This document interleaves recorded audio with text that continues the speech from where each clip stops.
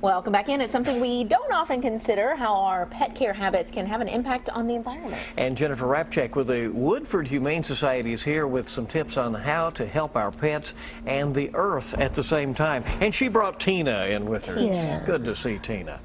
Tina is is this one of the dogs up for adoption right now? She is. Tina is very much up for adoption. She's had all of her shots. She's fixed, microchipped, and she's just ready for her forever home. Well, she is very, very sweet. And she's a hound mix.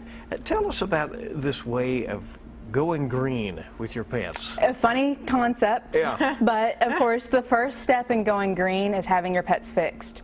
There's a huge amount of pet overpopulation. With each pet, it does a lot of damage on our resources and a lot of waste with every additional pet. Well, and I'm amazed too that doing a little bit of research that, dog waste, if you don't pick it up, it can actually have an impact on the environment. Very much so. Anytime, it's one of the bad parts of being a pet owner, but being a responsible pet owner, you want to pick up your pet waste in a biodegradable bag. That way it doesn't just sit there. Otherwise, if it goes into a water system, especially an outdoor drain, it's not going through filtration.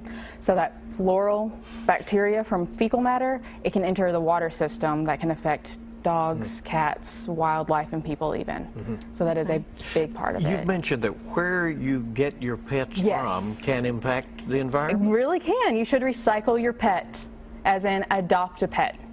So that way you're getting a pet to a home that may have not had one originally, and you're not encouraging irresponsible pet breeding, and once again contributing to those overpopulation numbers and then putting all that hard parts on the resources. It's amazing things that you don't consider that really can have an impact. What about, the types of food that you feed them? That can have a little bit of an impact, but not as much as you would think. Once again, it goes into the pet waste.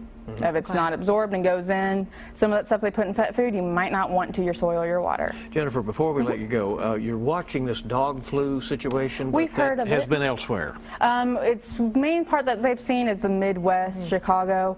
Of course, we're vigilant because we do see a multiple number of pets come in whose background we're not really sure of. But, if your pet is up to date, always look for any signs such as coughing, sneezing, suddenly being really lethargic, not wanting to eat, and get them to your vet because there should be a test they can do. Appreciate you coming in. Thank you for having us. You and Tina. All right.